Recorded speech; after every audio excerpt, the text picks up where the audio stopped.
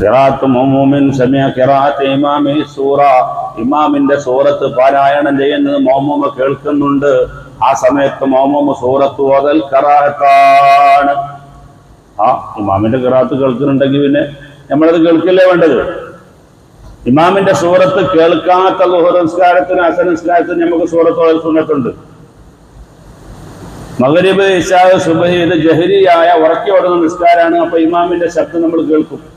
അപ്പൊ പിന്നെ നമ്മൾ സൂറത്ത് ഓതേണ്ട ആവശ്യമില്ല, അതിങ്ങനെ കേട്ടിരിക്കുക. ഇദാ ഖുരിഅൽ ഖുർആനു ഫസ്തമിഉ ലഹു വഅൻസിതു ലഅല്ലകും തുർഹമൂൻ. ഖുർആൻ ഓതുമ്പോൾ നിങ്ങൾ ഇങ്ങനെ കേട്ടിരുന്നോളൂ, അല്ലാഹു തആല റഹ്മത്ത് ചെയ്യുന്ന ഖുർആൻ. ഇതിന്റെ അടിസ്ഥാനത്തിൽ മഹാനായ ശാഫി ഇമാം റളിയല്ലാഹു അൻഹു പറഞ്ഞു, ഇമാം ഖുർആൻ ഓതുമ്പോൾ മഅ്മൂമീങ്ങൾ കേട്ടിരിക്കുകയാണ് വേണ്ടത്.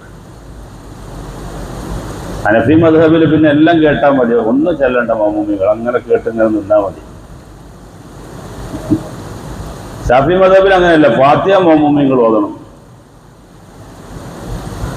അതുകൊണ്ട് തന്നെ ശാഫിഈ മദ്ഹബുകാർക്ക് ഹനഫി മദ്ഹബുകാരോടൊപ്പം ഒരിക്കലും ജുമാ നിസ്കരിച്ചാൽ സഹീഹാവുകയില്ല.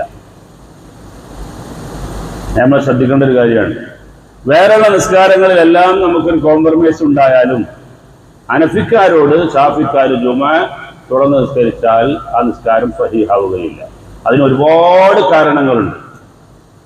ഒന്ന്, അവർക്ക് ഖുതുബ എന്ന് പറഞ്ഞാൽ ഒരു ദിക്റാണ്.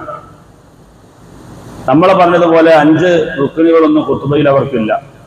ഒരു ദിക്റായാൽ മതി, എന്നാ ഖുതുബയായി. നമുക്കത് പറ്റൂല. ഹംദ് വേണം, സ്വലാത്ത് വേണം, വസിയ്യത്തും ബി തഖ്വ വേണം, ഒരായത്ത് വേണം, മുഅ്മിനീങ്ങൾക്കുള്ള ദുആ വേണം, എന്നാലേ ഖുതുബയാകൂ. ഇങ്ങനെയൊന്നും റുക്നുകൾ ഷർത്തില്ല ഹനഫിക്കാരുടെ ഖുതുബക്ക്. മാത്രമല്ല, അവർക്ക് ഫാത്തിഹ തന്നെ ഓതണമെന്നില്ല. അങ്ങനെ ഒരുപാട് പ്രശ്നങ്ങൾ നിലനിൽക്കുന്നുണ്ട്. അതുകൊണ്ട് ഹനഫി മദ്ഹബിനോടൊപ്പം ഷാഫിക്കാര് ജുമായിൽ പങ്കെടുക്കാൻ പാടില്ല.